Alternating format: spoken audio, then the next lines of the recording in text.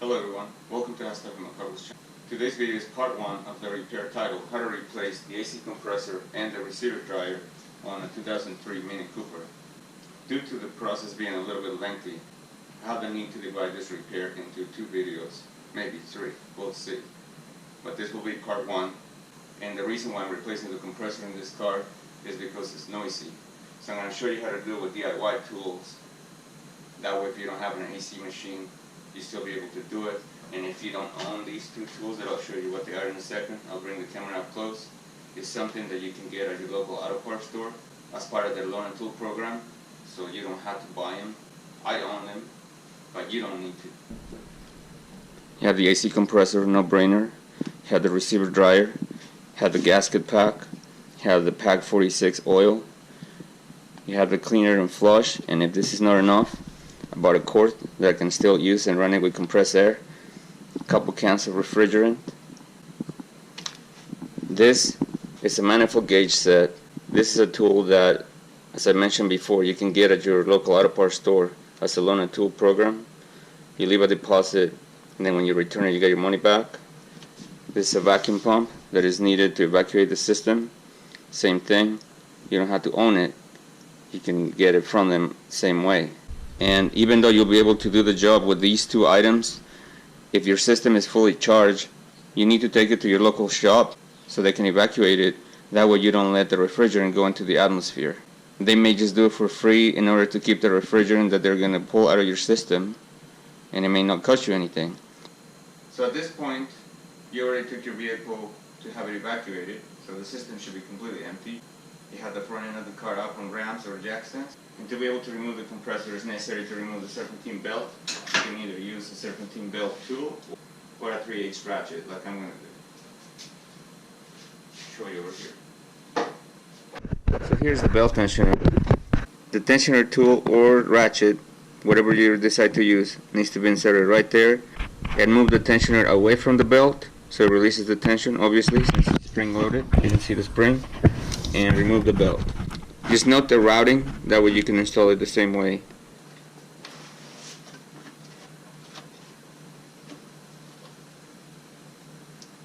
So obviously you pull the tensioner away from the belt with one hand, and then you, very simple, slowly release the tensioner. And obviously this is a perfect opportunity to inspect your belt, make sure that it's in good condition, that it doesn't have any cracks, and if it does, replace it.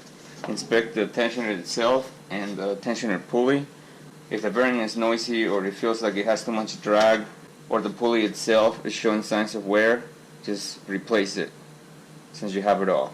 So now that the belt has been removed, looking from underneath, if you pay attention, the compressor is really close to the radiator.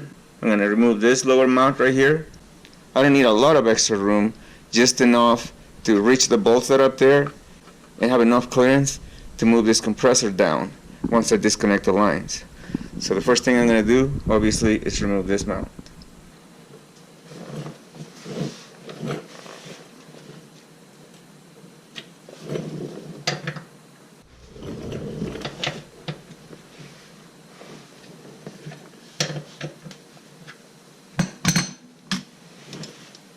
This is 19 right here if you need to know the size.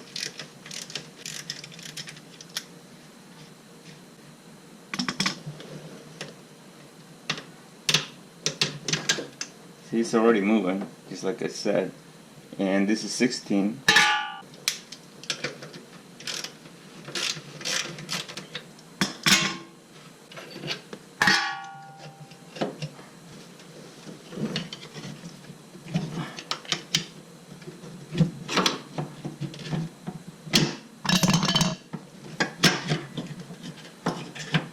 Alright, so a little bit tight as you can tell, but it comes off. So there it is. It also looks like the power steering pump fan is going to give me clearance issues as it's touching it. So I'm going to remove this too.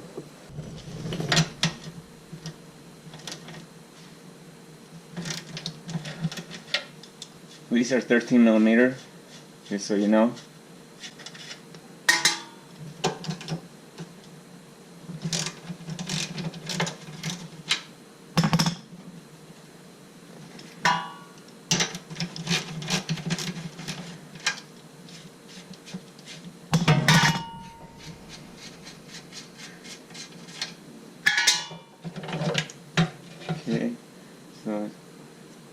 just gonna go ahead and disconnect it, and I can just remove it. So now I have some room. I can swing this engine pretty far. Gives me enough room. I may even use a tow ratchet to pull it when I'm ready to remove this compressor. So the next step is to disconnect the lines using a 6mm Allen wrench. I'm just going to use this other wrench as a leverage. Make it easier. There it is. If you have a longer Allen wrench, then you probably don't need to use anything else, but this one's kind of short, so just kind of cheating. So once the bolt is loose, just go ahead and remove it and disconnect the lower line. There it is. So now you have more room to get to the other one. Just gonna set this out of the way. Right there.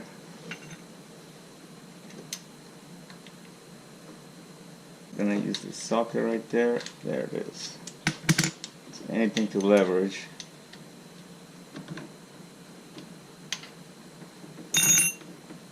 Okay, remove the bolt. By the way, I already tied the engine up. Like I said, I already pulled it with a tow strap, so I have plenty of room right here. I mean, you can even see the bolt to get to.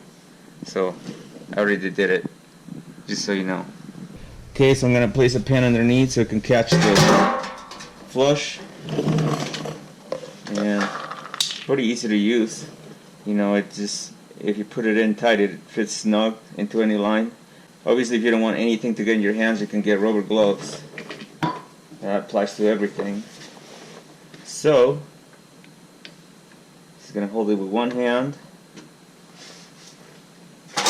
See, I'm gonna got the pan right there. Can is very easy to use. You just depress it. You can see it going through.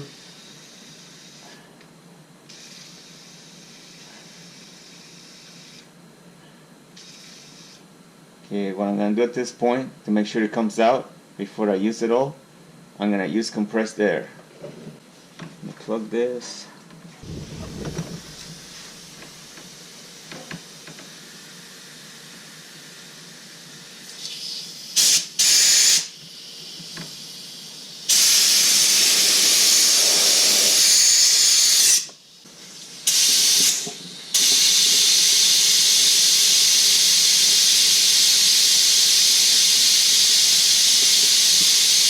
There it is, it's flushing it, coming out the other way, you can see it.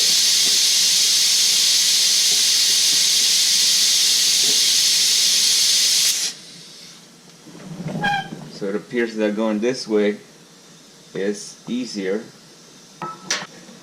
I'm going to go ahead and put some more of this flush. There, you can even see it right there. Even without compressed air, you can see them going through. Alright, so we're going to put more compressed air through.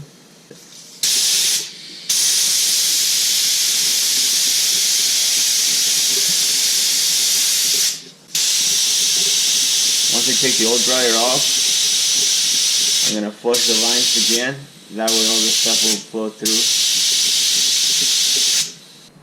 Okay, so the lines are disconnected, obviously, and it's time to start removing the bolts. There's one here that you can see, and then there's one over here that you can feel, and they're both 13mm. So remove the one on this side, and then leave this one loose for right now. So you almost need to just feel it, because, you know, it's tight. It's at the very end of the compressor. Finish removing it by hand with your fingers. Okay, so there it is. And then, like I said, this one, just loosen it up, but don't remove it completely yet. The reason why I said just loosen it up is because the next step is going to be to remove this bolt, lower the compressor, and try to set something over here. If you set the compressor on something, then you'll be able to disconnect it because it's a little bit tight in there. That way you're not struggling trying to disconnect that wire. Okay, so like I said, Next step is to remove this bolt right here.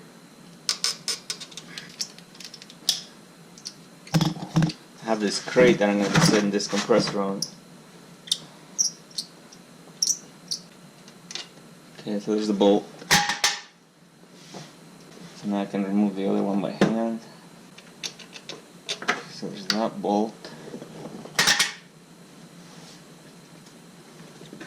So obviously the compressor is loose, just carefully loosen it,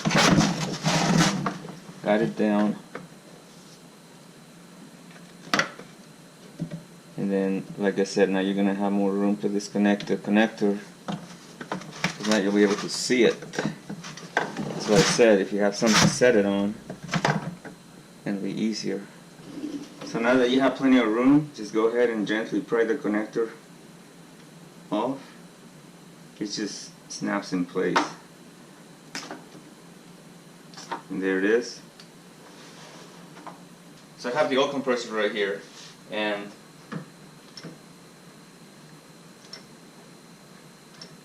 there's the noise.